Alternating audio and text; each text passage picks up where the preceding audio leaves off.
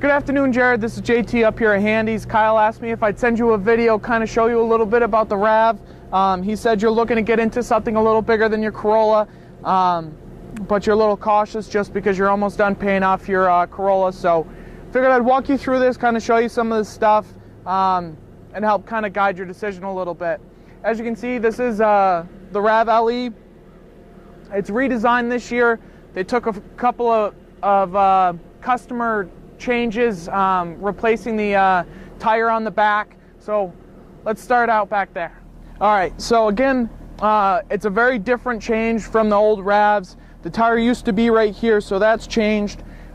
It also lifts up now, and right here you can see the backup camera, which I'll show you how that looks on the inside, trying to make it a little bit easier for people to park. So the back pops up. You've got lots of cargo room in here. Underneath the mat is your spare tire, and then this tonneau cover can get placed right here if you don't want to use it, so that you don't have to find a random place to store it. Your seats fold down completely flat, so let's move back there. All right, so here we are in the back seat. Like I said, the seats fold completely flat. The other benefit of the RAV is that your back seats also recline back. So if your back passengers want to get a little bit more comfortable for a long road trip, you've got plenty of room to lean back and get comfortable. All right, so here we are in the front of this 14 RAV4 LE. What you can see is on the bottom you have your heat controls, air conditioning, obviously standard on everything now. Your radio is touchscreen. Looks a little bit more complicated than it is. Really, all that's different is that you can touch the screen as well as the side buttons now. You also have full Bluetooth access, so when a phone is paired, you can make calls, dial calls, your contacts and all that kind of stuff will be loaded into the car so that you can easily make calls without being distracted. To go along with that, you also have these buttons on the steering wheel, which are your Bluetooth controls. So you have your answer and your decline button. You also have your Bluetooth speak button. The Bluetooth speak lets you say, call home, and it will dial that number, and you can talk through the radio of the car so that you can, again, be more concentrated on driving. Underneath all of this stuff, you have two driving modes, Eco Mode and Sport Mode. Eco Mode, like it sounds, is about getting fuel economy and becoming more economical. It helps lower the RPMs of the car and also lowers the motor for the fans so that you get the best optimal gas mileage. Sport, again, like it sounds, is made to give you a little bit more realistic feel on how the car's actually handling.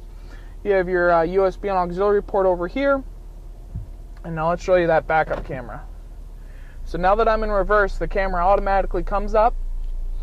As you can see, you have grid lines along the side of the car so that you get an estimation of where you're going, and the red line would obviously be your stop line, just to make sure that when you do put it back in park and take your foot off the brake, you don't roll back into anything. Alright, so on the left hand side of the steering wheel, as you can see, you have your audio controls, your volume up and down, and then your arrow keys will cycle through the preset stations that are over here. And then if you hold them over, it will scroll through so that you can change the stations. Again, trying to make it easier for the driver to concentrate. On the other side of the steering wheel, which you'll see in a little bit, is an all-wheel drive lock button.